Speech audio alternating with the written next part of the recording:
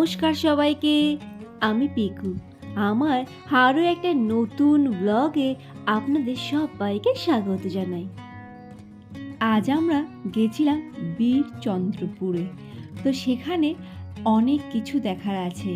তো আজ সেটাই কিন্তু আমি আপনাদের সবার সাথে শেয়ার করব। এই বীরচন্দ্রপুরে আসলে আপনারা অনেক কিছুই দর্শনীয় স্থান দেখতে পাবেন। যেমন এখানে কিন্তু একটা ইসকনের মন্দির আছে।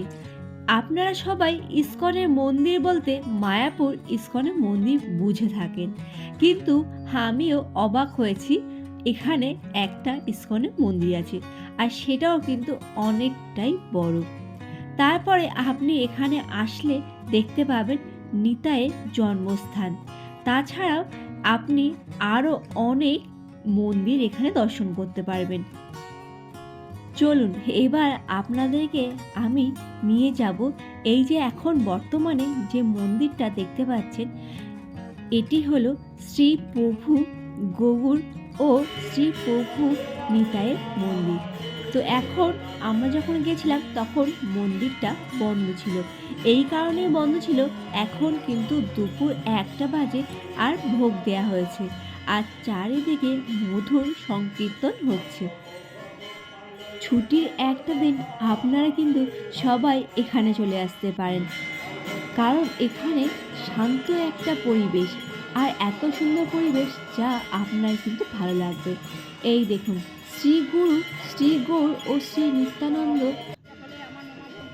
প্রভুর দর্শন আপনারা সবাই একবার করে নিন, আর মন্দিরটা একবার দেখুন, সত্যি অসাধারণ। গ্রামের মধ্যে এত সুন্দর মন্দির ভাবাই যায় না। তারপরে আমি কিন্তু আপনাদের নিয়ে এসেছি একটা পুকুর, যেটা আমরা সাধারণত বলে থাকি, কিন্তু এটি হলো জানুকুণ্ডু। লোককথা প্রচলন অনুযায়ী এখানে প্রভুকে স্নান করানো হতো। যেটুখানি আমি শুনলাম সেটাই কিন্তু আপনাদের সবার সাথে শেয়ার করলাম। আমি ঠিকও হতে পারি, আবার ভুলও হতে পারি, কিন্তু বর্তমানে এখানে কিন্তু সব মায়েরা স্নান করছে দেখলাম, আর সবাই বলছিল এখানে স্নান করলে আপনার পূর্ণ লাভ হয়। আমাদের পক্ষে স্নান করাটা সম্ভব নয়, তো সেই জন্য রিও একটু জল নিয়ে ওর পাপার মাথায় আমার মাথায় সব দিয়ে দিল। এই জ্ঞানকুণ্ডর জল কিন্তু একেবারে স্বচ্ছ ছিল, তো দেখে আমার বেশ ভালো লাগলো। এই সব জায়গাগুলো আমরা কিন্তু অনেকেই জানি না, সেই জন্য আমাদের আশাও হয় না। এবার বলি আপনারা আসবেন কি করে। এখানে আপনারা যদি কলকাতা থেকে আসেন তাহলে আপনাদের রামপুরহাট স্টেশনে নামতে হবে, আর সেখান থেকে আপনারা গাড়ি করে বীরচন্দ্রপুরে আসতে পারেন।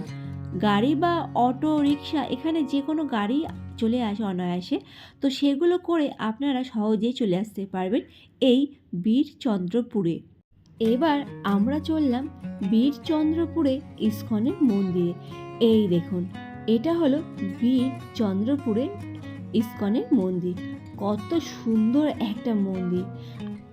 এই মন্দিরটা আমরা কিন্তু অনেকেই জানি না, সেই জন্য এই ইসকন মন্দিরে আমাদের আশাই হয় না।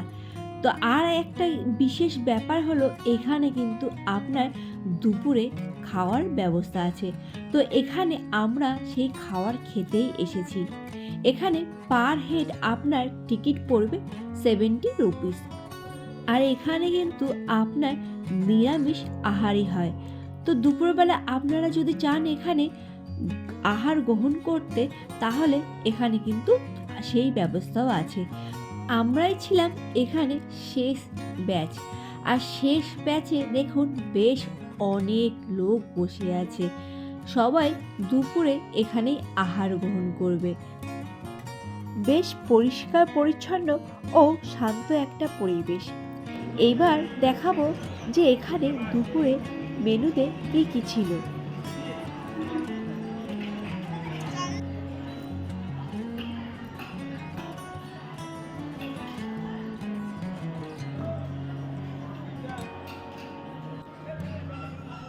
প্রথমেই শালপাতা আর একটা করে গ্লাস দেয়া হলো, তারপরে এই যে আপনার চলে আসলো ভাত, ভাত দেওয়ার সাথে সাথে আপনার চলে আসলো ডাল।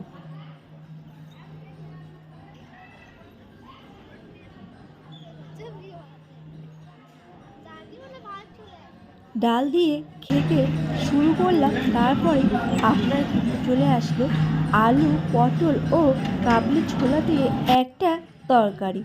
তারপরে আপনার চলে আসলো কুমড়ো, গাজর, ছোলা, আলু আরও কিছু দিয়ে আপনার একটা সবজি ছিল। আর সব সবজি, তরকারি, ভাত আপনার কিন্তু রিপিট ছিল। আপনি দুবার চাইলে আপনি সেটাও পেয়ে যাবেন এখানে। তারপরে চলে আসলো আপনার চাটনি। সেখানে ছিল চাটনির মধ্যে আমরা দেখতে পেলাম আর কাজু কিশমিশ দেখতে পেলাম। চাটনির সাথে আপনার দেয়া হয়েছিল পাঁপড়। আর তারপরেই আপনার দেয়া হলো পায়েস। এটাই হলো আপনার ইস্কনের রন্ধনশালা। তো দূর থেকেই দেখালাম, কারণ আমি আর ভিতরে প্রবেশ করিনি। চলুন, আজ তাহলে ব্লগটা কিন্তু আমি এখানেই শেষ করলাম। কেমন লাগলো নতুন একটা ব্লগ? প্লিজ সবাই কমেন্ট করে জানাবেন। ভালো থাকবেন সবাই।